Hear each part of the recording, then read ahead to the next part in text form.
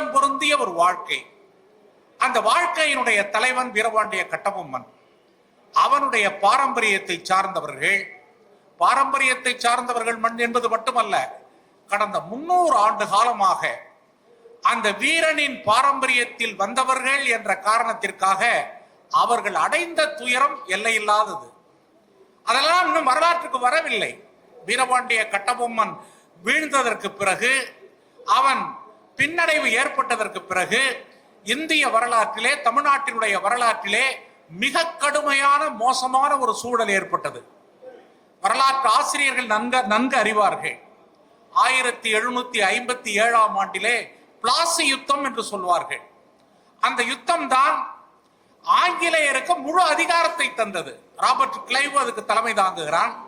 Robert Clive தலைமை தாங்கி சிவராஜ் உத்தல்லா என்று சொல்லக்கூடிய அந்த மன்னனை வீழ்த்தி, அதுவும் ரொம்ப வஞ்சகமான முறையில் வீழ்த்துகிறான். வீழ்த்தியதற்கு பிறகு இந்திய ஆட்சி அதிகாரம் முழுவதும் வெள்ளைக்காரர்களுடைய கைக்கு போகிறது. வெள்ளைக்காரர்கள் கைக்கு போனதுக்கு பிற்பாடு அவங்க என்ன செய்யறாங்க? தமிழ்நாட்டில் தென் மாநிலங்களில் இருக்கக்கூடிய கோட்டைகளை எல்லாம் இடிக்கிறார்கள். கோட்டை தான் பாதுகாப்பு. அந்த கோட்டைக்குள்ள இருந்து நம்ம எதுவும் செய்ய முடியாது என்ற முறையில் அவர்கள் கோட்டைகளை இடிக்கிறார்கள். அப்படிப்பட்ட இடத்தில் தான் ஒரு மிகப்பெரிய ஒரு போராட்டம். இதெல்லாம் இன்றைய இளைய தலைமுறை புரிந்து கொள்ள வேண்டும்.